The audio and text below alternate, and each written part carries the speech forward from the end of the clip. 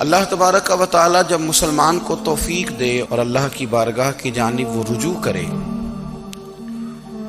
تو پھر اس کا رویہ یہ ہونا چاہیے کہ اس کی توجہ ہو اللہ کی جانب۔ ہمارے ہاں تسبیحات پڑھ لی جاتی ہیں اگر کبھی موقع ملے، لیکن وہ خاص انہماک، وہ خاص شوق، وہ خاص ذوق اللہ تبارک و تعالیٰ کی عبادت کا، ایک ہوتا ہے نماز پڑھنا، ایک ہوتا ہے اہتمام کے ساتھ نماز پڑھنا، یعنی ذرا وقت پہ اٹھنا، ذرا صحیح کر کے وضو کرنا، ذرا شوق سے مصلی بچھانا۔ ایک ہوتا ہے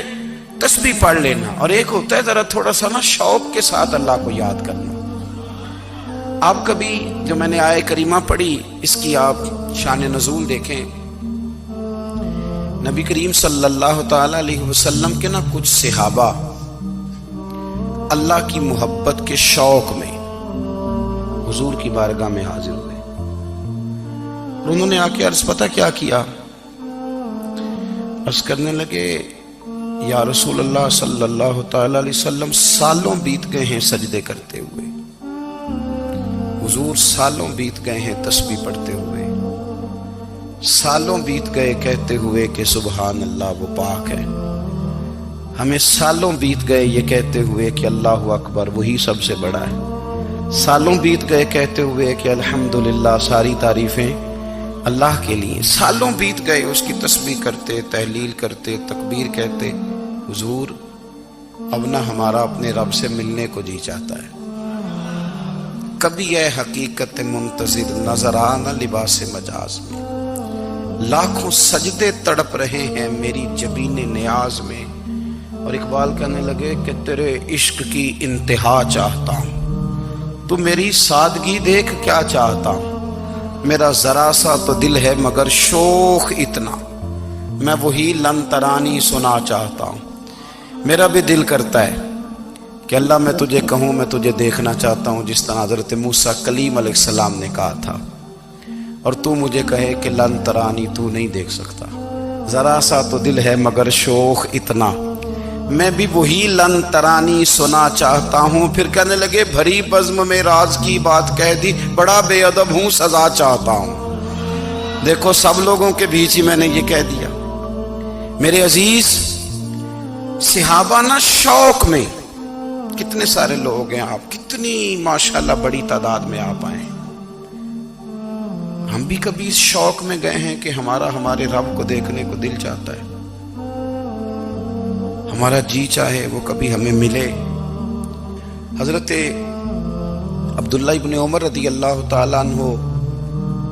حضرت عمر کے صاحبزادے ہیں، مکہ مکرمہ میں ان کی قبر ہے۔ میں نے جب انہیں پڑھا تو مجھے ان سے بڑا پیار ہو گیا، لیکن آپ کو پتہ ہے وہاں جا کے کسی شخص کا مزار تلاش کرنا یا پوچھنا ایک مشکل کام ہوتا ہے۔ تو ایک دفعہ میں مکہ شریف میں حاضر تھا تو ایک گاڑی والا ڈرائیور مجھے کہنے لگا کہ مولانا میں آپ کو جانتا ہوں، مجھے آپ سے محبت ہے، ایک بات بتاؤں آپ کو۔ میں نے کہا بتاؤ۔ کہنے لگے حضرت عبداللہ ابن عمر کی قبر دیکھنی ہے۔ میں نے کہا یہ تو نہیں کہہ رہا، یہ کسی نے بندوبست کرایا ہے، یہ اللہ نے تیرے دل میں بات ڈالی ہے، یہ ہو گیا، تو لے چل مجھے۔ حضرت عبداللہ ابن عمر کو نبی پاک نے فرمایا تھا راجل صالح، یہ نیک بندہ ہے، یہ متقی آدمی۔ حضرت عبداللہ ابن عمر رضی اللہ تعالیٰ عنہ سیدنا فاروق اعظم رضی اللہ تعالیٰ عنہ کے صاحبزادے ہیں، اور ان کی ہمشیرہ سیدہ حفصہ رضی اللہ تعالیٰ عنہ حضور کی زوجہ محترمہ۔ ایک دن اپنی ہمشیرہ سے کہنے لگے کہ نبی کریم صلی اللہ تعالیٰ علیہ وسلم گھر میں آئے نا، اور اگر حضور غم امت میں پریشان نہ ہوں، طبیعت کو حشاش بشاش دیکھو تو ذرا پوچھنا تو صحیح حضور کا میرے بارے میں کیا خیال ہے، پوچھنا تو صحیح کہ کریم کی بارگاہ میں میرا کیا مقام ہے، میرے بارے میں حضور کیا فرماتے ہیں۔ اب بہن کو کام بتائے اور بتائے بھی بھائی، اور پھر بہن وہ کام نہ کرے، یہ تاریخ میں ہوتا نہیں۔ حضرت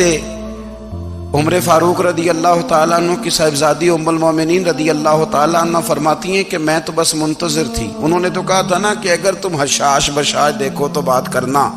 لیکن حضور تشریف لائے، میری باری تھی، میرے گھر تشریف لائے، کھانا پیش کیا تو فوراً میں نے عرض کی حضور ایک بات پوچھنی تھی۔ تو حضور نے فرمایا پوچھئے۔ میں نے عرض کی حضور میرے بھائی عبداللہ ابن عمر کے بارے میں آپ کا کیا خیال ہے؟ نوجوانوں میری بات پہ غور کرنا، میرے بھائی کے بارے میں آپ کا کیا خیال ہے؟ تو نبی کریم صلی اللہ تعالی علیہ وآلہ وسلم نے میری طرف دیکھا اور پھر حضور زیر لب تھوڑا مسکرائے، اور بریلی کے امام کہتے ہیں کہ حضور مسکرا دیتے تھے نا تو جو بڑا دکھی ہوتا تھا وہ بھی ہنس پڑتا تھا۔ اب سوال پیدا ہوتا تھا کہ پھر تو اس مسکراہٹ کے لیے انتظار کرنا پڑتا ہوگا کئی مہینے کہ حضور مسکرائیں تو رونے والے ہنسیں، تو اعلیٰ حضرت فرماتے نہیں، انتظار نہیں کرنا پڑتا، یہ مسکراتے رہنا تو حضور کی عادت ہے۔ جس کی تسکین سے روتے ہوئے ہنس پڑے اس تبسم کی عادت پہ لاکھوں سلام، یعنی یہ تو عادت ہے حضور کی مسکراتے رہنا، اس کے لیے انتظار نہیں کرنا پڑتا۔ بھائیو آپ خیال رکھیں گے، غور کریں گے، حضرت عبداللہ ابن عمر رضی اللہ تعالیٰ عنہ کے بارے میں پوچھا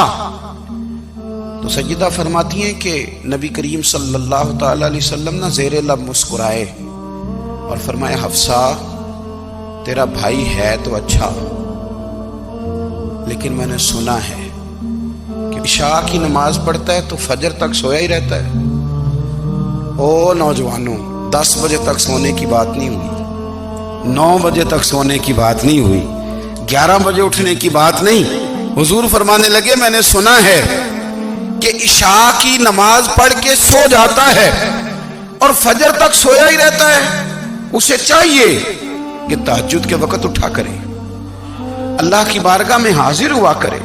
آہوزاری کرے، سجدے کرے، عبادت کرے، اٹھتا ہے اور فجر میں جا کے اٹھتا ہے۔ حضرت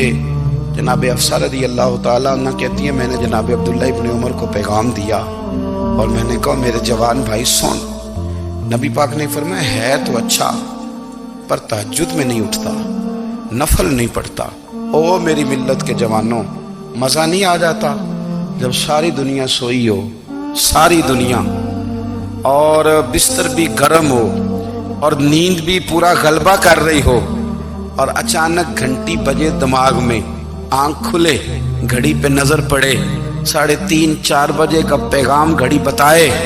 اور کوئی چڑھتی جوانی والا اٹھ کے وضو کرے،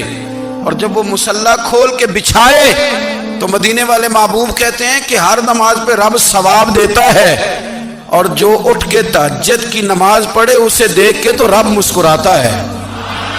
جو اس کی شان کے لائق ہے، جو اس کی شان کے لائق، وہ مسکراتا ہے، خوش ہوتا ہے کہ میرا بندہ تہجد میں اٹھ گیا، وہ مسکراتا ہے۔ کاش ہماری صبح